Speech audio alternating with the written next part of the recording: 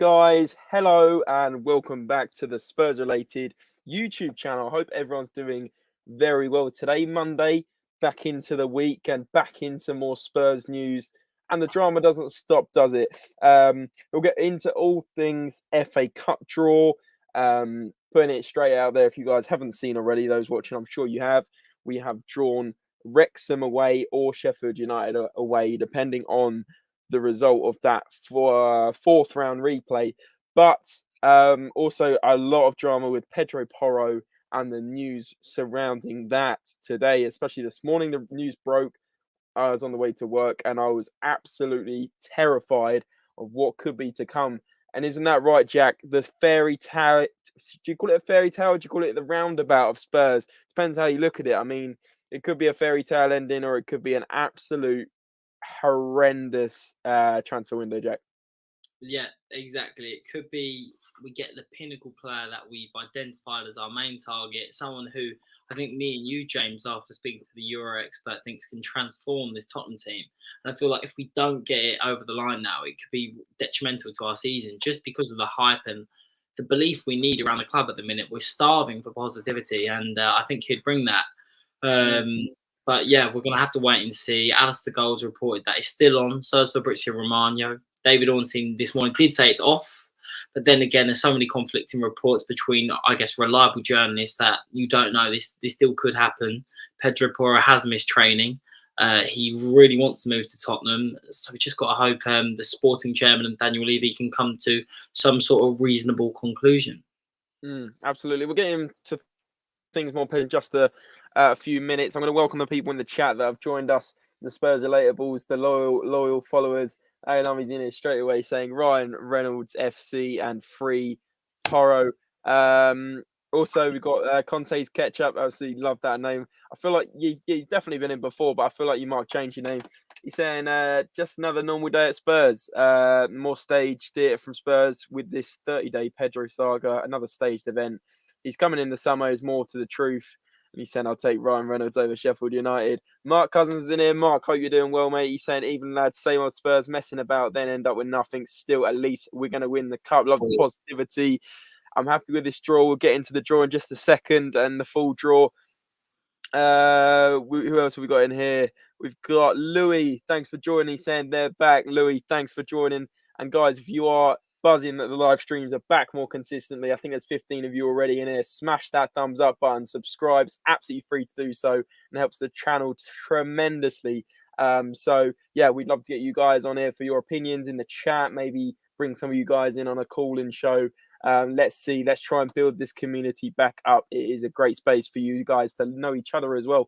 Conte's Ketchup saying, I tell you what should happen, Conte sack and give Mason a 5-year contract because there's no point in signing an ambitious with an ambitious manager again. Felix, thanks for joining again, mate. You've been in the last few. Really appreciate the support. He's saying, I kind of understand Daniel Levy not wanting to pay an extra 2.6 million considering they already had a verbal agreement.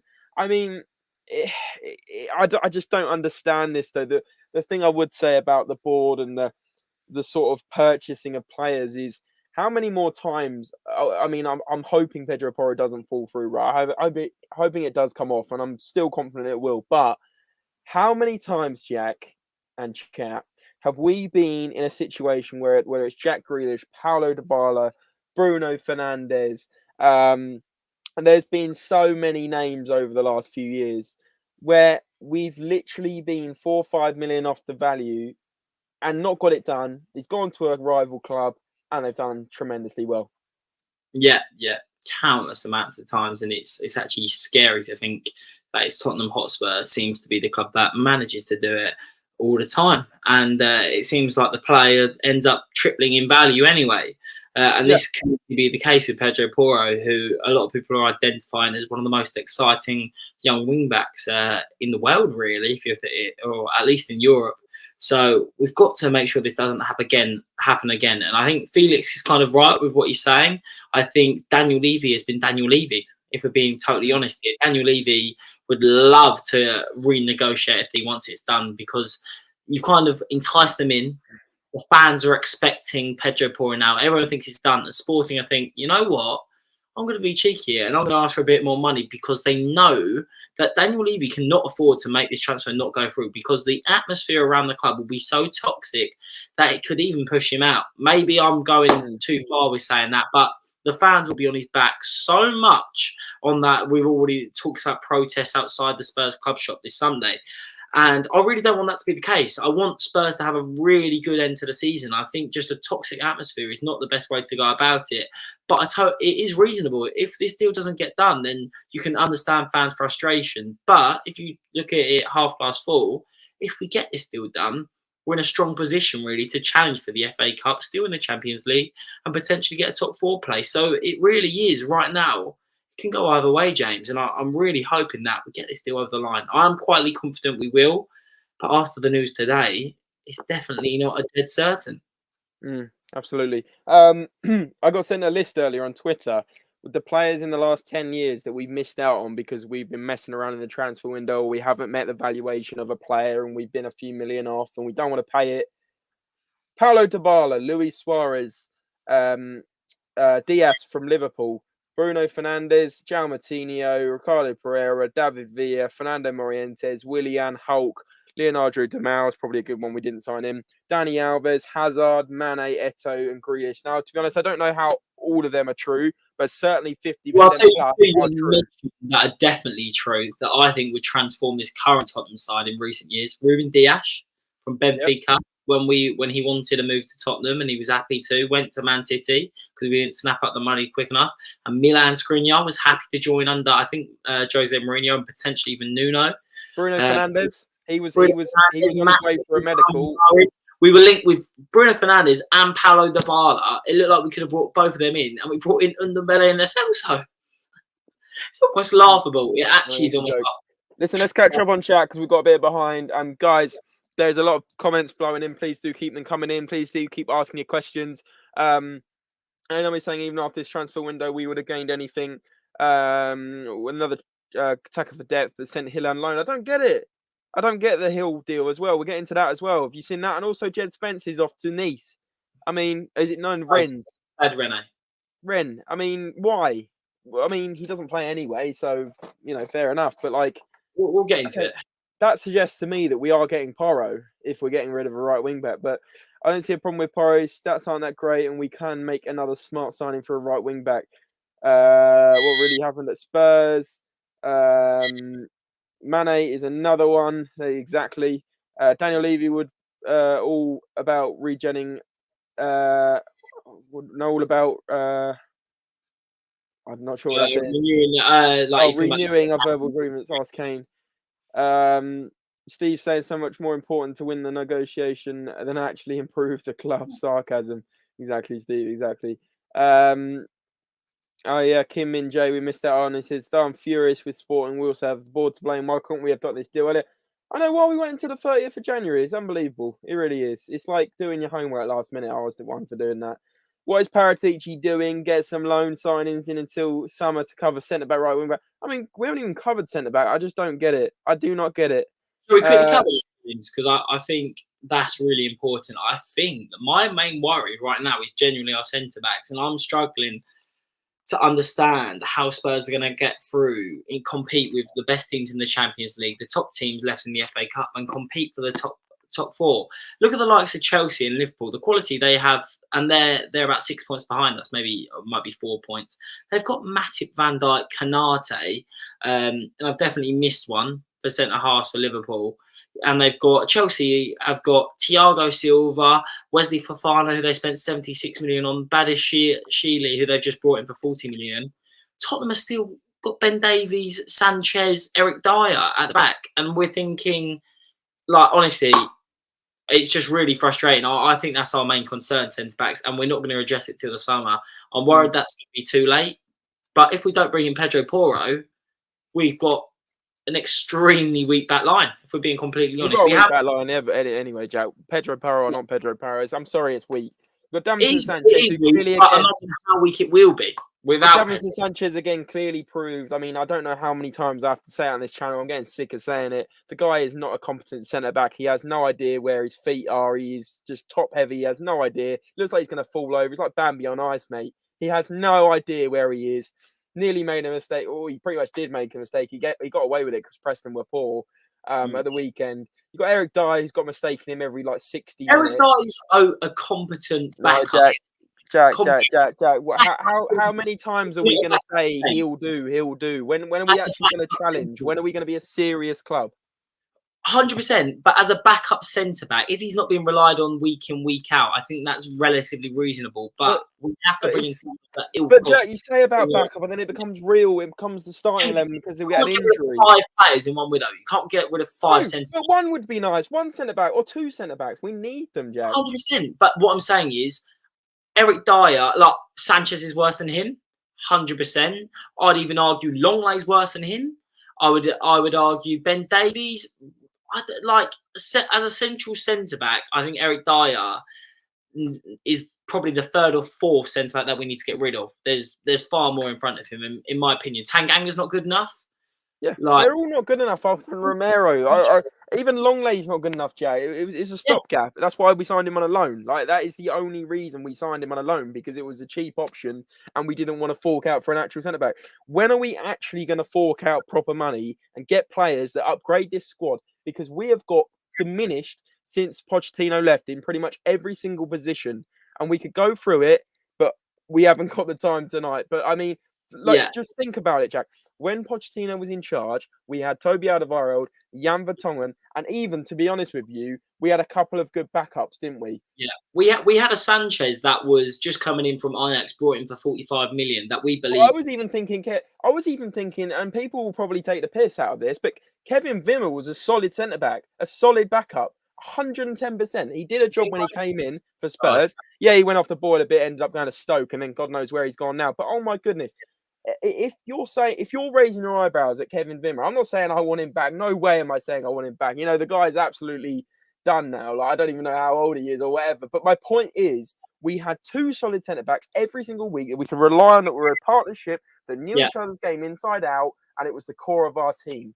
Now we have got Romero, who's class, but is a hothead and can make mistakes. And let's not, brush over with gloss about Romero, because I'm not being funny. He hasn't been amazing this season compared to when he came in, and that is a fact.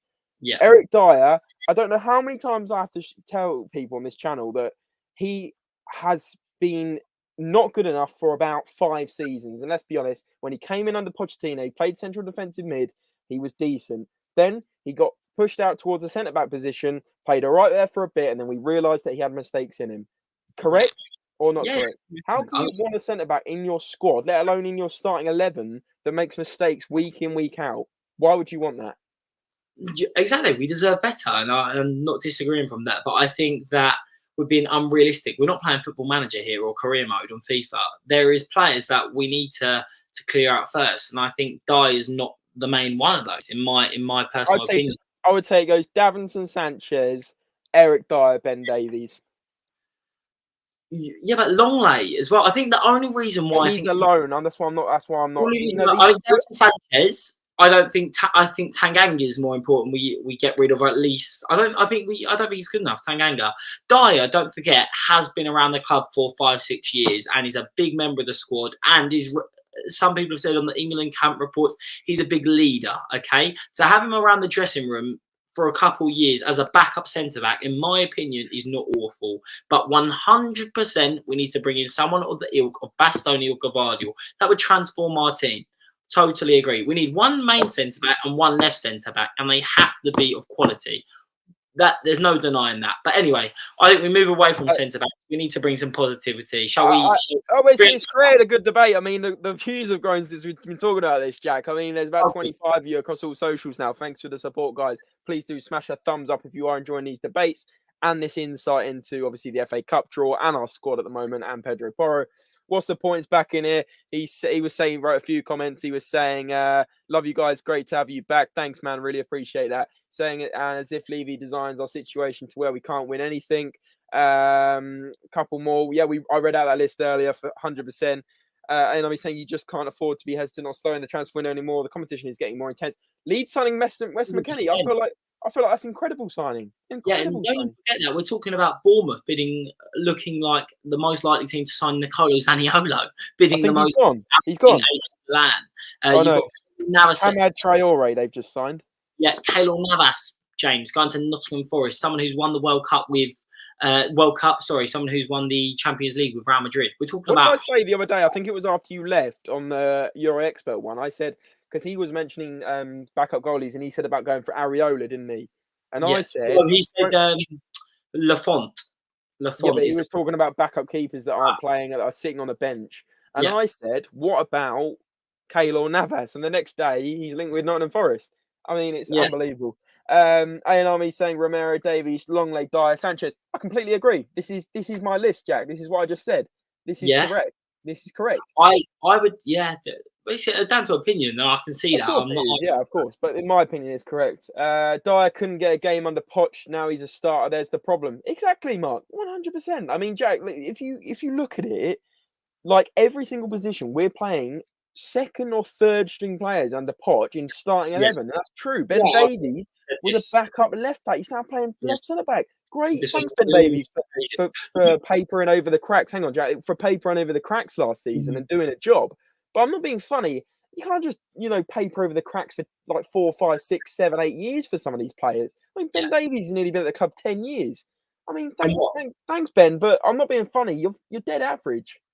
Yeah, he is. He's good squad depth at most, really. What I was going to say is, if you actually look at these players, how many of those are good enough to start in a back four? Could you imagine them playing in a back four with a high press? Like, how many of those are going to get? I think Romero is the only good enough player to play in a back four. I think Dye gets run ragged. I think Longley's not good enough as a defender. Yes, he's good from playing at the back. I don't think he's good enough. I don't care. He's not a midfielder. I don't care if he can play with his feet. He can't defend. The one thing you need to do as a defender is defend and attack. And he is all over the place. Longley. He doesn't look competent at all. I'm sorry.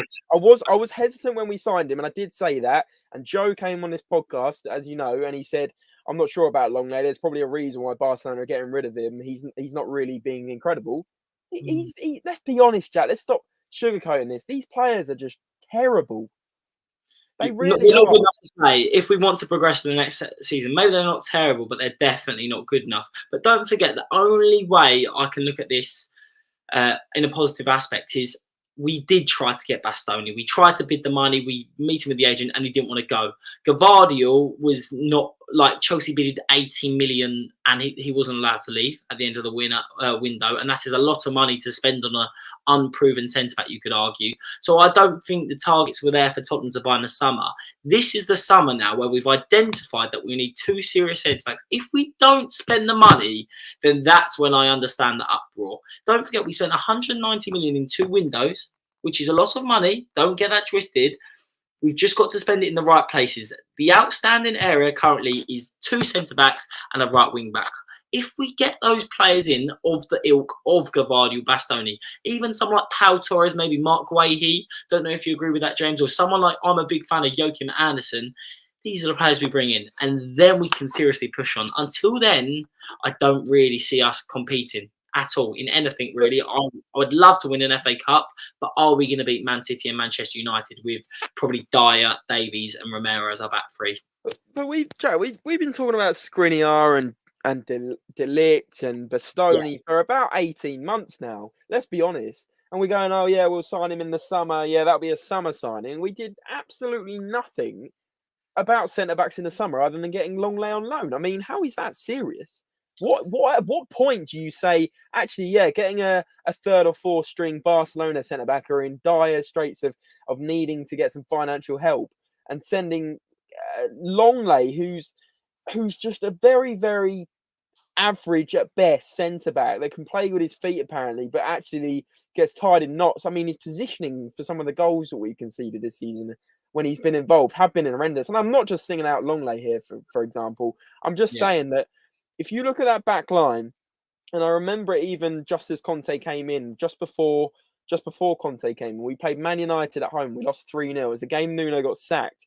And I know we've come a long way since then, but honestly, have we? I mean, positionally at the back sometimes, we're looking awful. I mean, I don't want to get on too much of a negative one here tonight, but I mean, we really do, if we're being serious, because it is the end of the transfer window, and I'm a bit pissed off with what we've done. We've done Dan Juma great. Yeah, he's come in and scored a goal. But realistically, we then got rid of Brian Hill, who was actually making some kind of impact. I mean, how much better is Dan Juma than Brian Hill? Probably a little bit, but what other upgrades have we had? We've had nothing. Yeah, What are we doing, Jack? When are we signing players? James, we have bought a player in Dan Juma he was a decent player, but then again, the main problem is we need to improve our starting 11. Dan Juma, on paper, does definitely not improve our starting 11. We've got one of the best front threes in the league. We know that's not the problem. Yes, it's good to add squad depth, but why on earth would you be adding a player when you haven't addressed the standout problems, which is a right wing back that we're hoping we're going to get done, 2 centre backs, and you'd even argue a deep lying playmaker that we need. You can't fix it all. Rome wasn't built in a day. But geez, we need to lay down the foundations to build a successful team, because Conte's not going to be happy with the investment. The fans definitely are. And we're going to keep on going in this never-ending cycle of not investing in the right positions. And we're just not going to improve. But anyway, we've got to be a bit more positive today. The 5th round draw has happened. We have got a fantastic chance of moving on in this cup, and you never know what can happen with Tottenham. Like, when they are complete underdogs, you've seen it before. They do turn up. And there is a serious chance we could win this competition. Do you agree? Jack, honestly, I'm going to be honest now, without going on a rant. I can't even be bothered to get too excited about the FA Cup and the competitions we're left in. Because, Jack, I kid myself. No, Jack, hang on, hear me out. I kid myself every single time. You know, we could get to the quarterfinal pretty easily, right? We'd probably beat Wrexham or Sheffield United. But let's be honest with ourselves. Man City have just got Bristol City. They're through. Man United have just got Derby or West Ham at home. They're probably through. Okay, so there's 2 teams, and I would say Brighton at the moment. I would honestly say Brighton at the moment are playing much better football than us. And I say that with a hand on my heart. So I'm saying there's 3 or 4 teams that are better than us. Yes, it's a cup competition. Anything can happen. But I kidded myself so long under Jose that we were going to win an FA Cup or a Carabao Cup. And what happened when we got to the final? We sacked Jose. Yes, that probably won't happen again, and we'll sack Conte. But who knows with this club? And this is why I refuse to get excited, Jack. Yeah. I think that's totally fair. But I think our job as content creators, as much as it is to be brutally honest and speak our mind, like, I'm a positive person. No, Jack, I can say I'm a content creator that's real. I'm not going to sit here and go, oh yeah, we're going to win the FA Cup because we've just got Wrexham in the round of 16. I'm 100% real, but there is still a part of me. The reason why I watch football, the reason I go to every game, the reason why I'm going to Milan to watch Tottenham is because I believe. And I do believe there is still a chance Tottenham win the FA Cup. I think we've got such a fantastic forward line and a spirit there that has the capability of upsetting teams. We've beaten Man City on multiple occasions. We can easily beat Manchester United. It's not beyond the realms of possibility that Tottenham do win an FA Cup. Yes, I'm not going to kid myself and say it's a guaranteed cert that we win a trophy this year. On paper, our team is not good enough. Our starting 11 is not good enough. But I do believe we've got a fantastic chance of being in a quarterfinal and taking one step at a time. I'm not going to sit here and tell the viewers, don't believe it, it's not going to happen. Because what's the point of being a fan if you don't believe? I don't know. I don't get too excited yet. That's what I'm saying. I'm not going to get too excited. Yeah, I'm very happy with the draw. Great draw.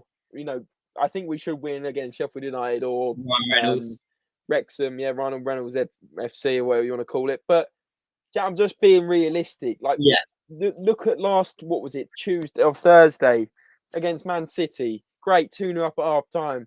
We're almost laughing and joking that Emerson Royal scored. And we come out with the most gutless defensive performances I think I've ever seen. Yeah, Man City were class, but how you can concede 2 goals in 6 minutes? It's beyond me, and that's what worries me, Jack. Defensively, I mean, you can come back to this if you want. You can clip it up.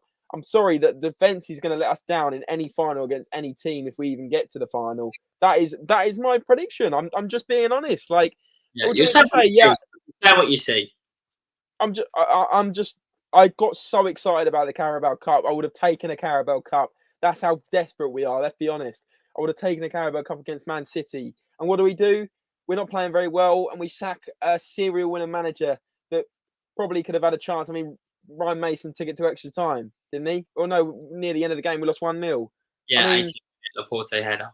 And that was because of Sergio Aurier mistake. I mean, anyway, let's not go off on too much of a tangent. I'm going to catch up on chat. Levy said we're going to do some young signings and low wages for Indicia and Capier. For me, they're underwhelming. I'm not sure That, about like, Nketiah. Are you? in Nick and Hincapié, I really don't feel with too much confidence. I don't think they have the experience. I haven't seen enough from them that makes me think they're going to come in and transform this Tottenham side. Like, I think we've got to set our sights higher, to be honest. Look at the amount of the pool the Premier League currently has with the money and the Euro playing the best teams, the best managers. Like, if Bournemouth look like they could sign Zaniolo, Nottingham Forest can bring in Keylor Navas. Who else? We're seeing Weston McKennie going to Leeds. Tottenham are easily 2 steps above that. The players we should be looking at are easily Bastoni, Skriniar. In my opinion, not Ndicka and Hincapié, but time will tell. Absolutely. Hey, no, he's bigging up Matoma. He's been absolutely brilliant. Absolutely brilliant. And he's honestly just class. He's going to go to a very, very high level, I think. Craig Fenner's saying Levy will never pay for superstar defenders. He doesn't even want us to win the league. The maintenance of a top quality team is not worth the expense to him. This is it, Jack. I mean, it's just disheartening. Like, that's why I've been quite negative tonight. I know I need to sort it out, but I mean, Jack, I'm just reacting to how I feel about Spurs at the moment. That is pretty negative. I mean, I'm probably not the only one that's saying, top 4 realistically. Okay, yeah, it's still on, but I mean, compare us to Man United right now. Man United are levels above us, to be honest with you. Man City are levels, even though they're not even playing very well at the moment. And then you've got obviously Newcastle and Arsenal. So there's 4 teams there that are just better than us. I mean, look at their defence. To be fair, Sven Botman probably comes in right now and is our best defender. Dan Burn having a fantastic season. Shaw, brilliant. Kieran Trippier, fantastic. I do think they, in my opinion, you can clip it now. I could be completely wrong, but Newcastle don't get top 4. I actually think it's out of Tottenham and Liverpool and Chelsea.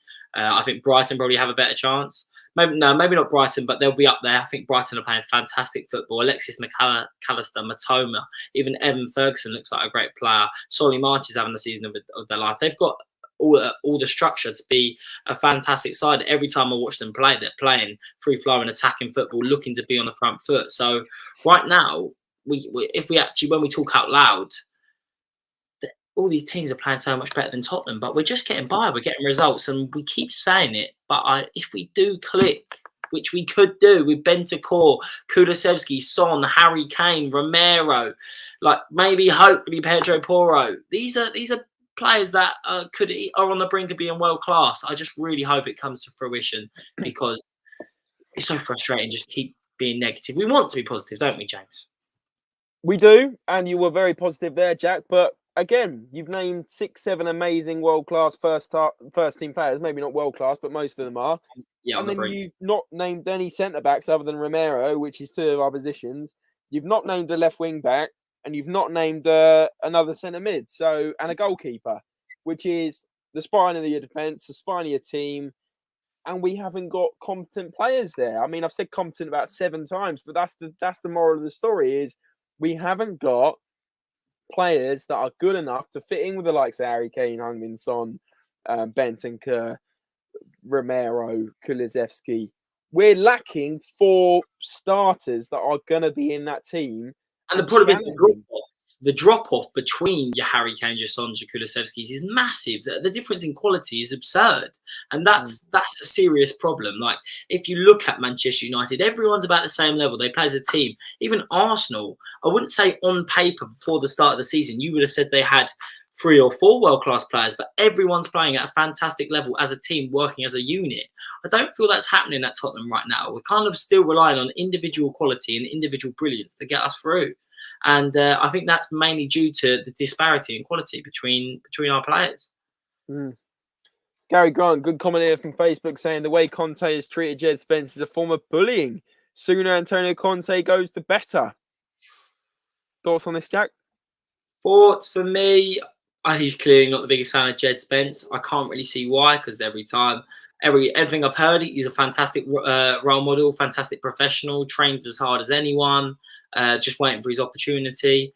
But Antonio Conte is there day in, day out. He's a world-class manager. I'm a massive fan of him, and I do believe he's the man to bring us forward as of today. So I'm going to back him right now. I think Jed Spence needs that loan. I think Stade Rennais could be a good move for him. I think they play quite attacking football. We played them in the Europa Conference last year. So for me, let's just see what he can do. Hopefully he comes back and learns of someone with the quality of Pedro Porro, and we get rid of Doherty and Emerson. And we move on from there. For me, I like Conte. I'm definitely Conte in. We need smart investments from Daniel Levy and Joe Lewis. And right now, I think he deserves at least a summer transfer window to take us forward. 100%. Brian Hill, 7 minutes ago, announced has gone on to Sevilla on loan till the end of the season. We could have a little chat about that. Firstly, my thoughts on him going to Sevilla on loan till the end of the season is he was just getting going. And then, yeah, great. He might go to Sevilla and probably get more game time. But, Jack, I would say that bringing in a winger that's in Danjuma and getting rid of Hill, I don't really understand it. Like, obviously, Conte didn't fully trust Brian Hill, but I thought he was doing all right off the bench. He was making an impact. Sometimes I was saying he's our best option off the bench, and that's just tragic. That's just our tragic squad. But I mean, the fact he was up there. You know what? I think, truth be told, I think it's more him. I don't think it's Antonio Conte wanted him to leave. I think he's a passionate player. He really wants to get minutes, and he knows he needs minutes to improve. And Conte is not giving him the game time required for him to improve as a player. So I think he feels like he needs that loan, and he knows he's going to get that in Spain. It's comfortability for him. He's going to get that confidence. Hopefully he gets stronger and he comes back as the player we know he can be. For me, it's maybe not a positive move. It's a bit of a sideways step. But I feel like if Brian Hill keeps not getting played and doesn't feel wanted at Tottenham and doesn't feel like he's an important part of the squad right now, it's not really going to help progress him either way. So I feel like it's not exactly a bad move going into a club he knows well, like Sevilla, a Spanish league that he loves. We've seen raving reviews of him in Spain. That's why we paid the money and gave the Merit Lamela in order to bring in Brian Hill. So for me, it's not exactly the best move we could have done, but I would rather him being playing football and be in a happy mindset, because in modern day football, this is important. Players need game time and players need to feel wanted, and Sevilla are going to give him that. Yeah, absolutely. Fair analysis, Jack. Gonna swing over back to the FA Cup. It's been a bit of a random order tonight, but that's how we sometimes roll on the lives. So the FA Cup draw. We've obviously got Southampton versus Luton Town or Grimsby. Who do you anticipate to win that one? Southampton? No, Luton. Luton beat Southampton. You think Luton will beat Grimsby and then Southampton? Yeah, I'm going to say that. I'm going to put my neck on the line there. Yeah. Leicester versus Blackburn Rovers or Birmingham City? Oh, I don't mind Blackburn, but you said Leicester, right? It's Leicester versus Blackburn or Birmingham. Yeah, Leicester pick that one for me. Guys, as well in the chat, let us know who you think will win these. Let us know what you think of your predictions. And James, Brighton, I only see one winner. Brighton. I see Brighton. Is it away at Stoke on a Wednesday night though? So away at Stoke, week commencing 27th, which is a Monday. I guess it's on the Friday, Saturday, or Sunday. I think it's a midweek ties this time, but I do think Brighton have too much quality with Karo Matoma. He's just so good. Yeah, they do that. Wrexham or Sheffield United versus Tottenham? I do think Tottenham will get through this one. Hopefully show a bit of quality, and hopefully we can rest some stars and maybe see Richarlison start as our vocal point. So I'd love to see Tottenham get a convincing win there. Fulham or Sunderland versus Leeds? Oh, I'm going Sunderland. I'm going Sunderland or Fulham if they beat them. Sorry, I'm going. If it's Fulham Leeds, I would say Fulham, and if it's Sunderland Leeds, I think I'm still going Sunderland there. I'm going to go Leeds, actually. I think Leeds FA Cup, bit of history there together. They love an FA Cup tie, and I can just envision a Manchester United Leeds quarterfinal. I can feel it. Okay, Jack. Breaking news, exclusive from Fabrizio Romano. Tottenham are resolving all the issues with Sporting and are finally expected to complete Pedro Porro deal on deadline day. Long meeting just finished with full agreement in place. Spurs waiting for documents and contracts to make sure it's 100% sealed. My word, we've seen it happen before, but I tell you what, when you think you're bottom, James, they pull you back up, they reel you back in. You feel like you've caught that big fish again that you just lost 5 minutes ago. You never know with Tottenham, and what a signing it would be. That's this is so Tottenham, isn't it? To leave it till the deadline day. They are literally my club in terms of leaving everything to the last minute. Because that's what I do as well, Jack. Join the club, James. Join the club. You, to be honest, you said you complete the homework at the last minute. I was exactly the same, or it wouldn't be finished, and I'd had it in 2 weeks later, and hopefully they would have forgotten it by then. So, but you get the job done at the end of the day, and hopefully that's what Tottenham do. And I said I've retweeted a tweet this morning that I said I honestly do think we'll get it done. It's classic Daniel Levy. Tottenham fans wanting to move on and sign a creative midfielder to stop that from happening. We looked like we were getting in dire trouble, and then we get the fans happy because we've signed the player that we should have signed earlier on in the window. But hey ho, if we're bringing someone in the quality also, of Pedro before Porro, I forget, David Ornstein can fuck off because he put me in an awful mood this morning by saying it was off. What an absolute idiot! He does not like Tottenham, David Ornstein. And he's an Arsenal fan, isn't he? Yeah, he did. And I remember when he was the first person to break the Dybala to Tottenham is off. But he got, I think, Nicolas Pepe wrong like an hour before he was announced. But no, he's not Tottenham's biggest fan. That's fair to say. So Fabrizio Romano and Alistair Gold, our trustworthy sources, hopefully can bring us that positive news, and we can see Pedro Porro holding up that Spurs shirt. Oh, what a day it would be. But I'm going back to being negative, Jack. It's not enough. We need more. We need a centre back. But we're not going to get one, so there's no point. Would you say Gahim Happy? I've probably pronounced that horribly wrong. On deadline day, would that make you feel right? We've got a squad now that's capable of getting in that top four and winning a trophy. Or no, still not enough. I don't think it's enough. I think we need one. I think we need two centre backs, but I don't know how good this Hincapié guy is. I don't think he's that good.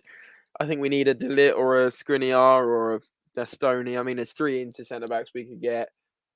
But are in a bit of financial problems. We know that. Yeah, but he's gone to PSG, Skriniar, just so you know, in case. What's that? He's gone to PSG. Got the here we go yesterday that it's a free in the summer. Skriniar. Again, why are we missing out on these deals? I mean, it's unbelievable. Couple more comments and we'll wrap things up. We need Matoma, Takura, Kamada, Kim Min-jae, and Army. Big fan of the Korean players. But guys, a bit of positive news to end off on. Just to repeat that, if you guys did miss, Tottenham are resolving all the issues with Sporting and are finally expected to complete Pedro Porro deal on deadline day. Long meeting just finished with full agreement in place. Spurs waiting for documents and contracts to make sure it's 100% sealed. And Jack, what do you reckon? Deadline day, we'll just get Porro? I reckon Spurs will look for opportunities, and I think clubs will be in contact with Tottenham. We've seen before that Tottenham always seem to have someone that there's a small chance of them signing. One that I remember in recent years that I really wish that we haven't spoke about before.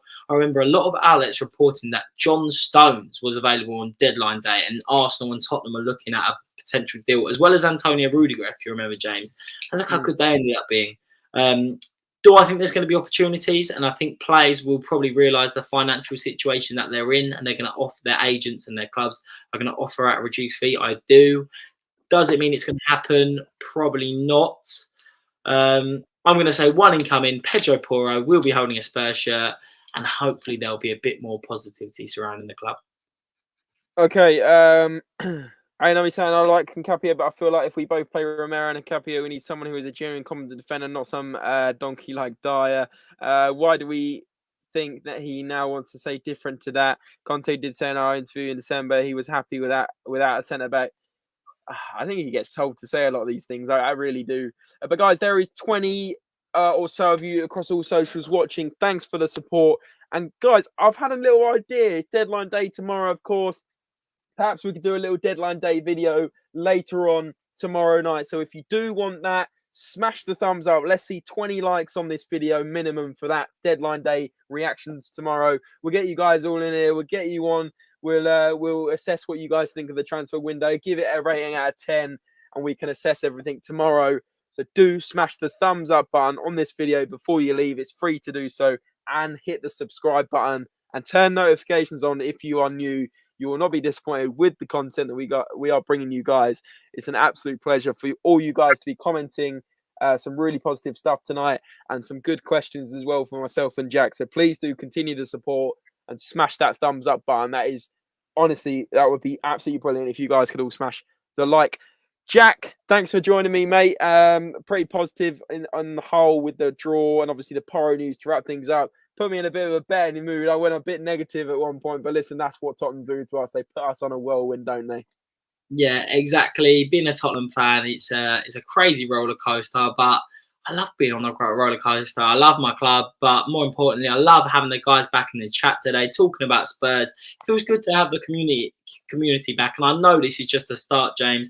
We've got exciting things up. We always say it, but this year does feel like it's starting to pick up, and I'm looking forward to talking all things Spurs. Hopefully some big results. Big game against Man City. We know. I haven't told the fans. I've told yourself. I will be going to AC Milan, and there will definitely be a fantastic vlog to bring you, providing Spurs get a good result. But we'll be here to get through it, give you all the pre-match analysis and plenty of exciting videos. So yeah, make sure you hit that like button. It really helps the channel. Subscribe if you're new or haven't hit it yet. And yeah, we'll continue to bring you the content that we love doing. There you go. Thank you, Jack. And Kishan's saying, sending love from Malaysia at 4:24. Come on, you Spurs. Absolutely love that, mate. Get some rest as well, though. But thanks for joining us. One more comment. Just feels like a crucial 24 hours has been wasted where we could have signed another contract. It is what it is.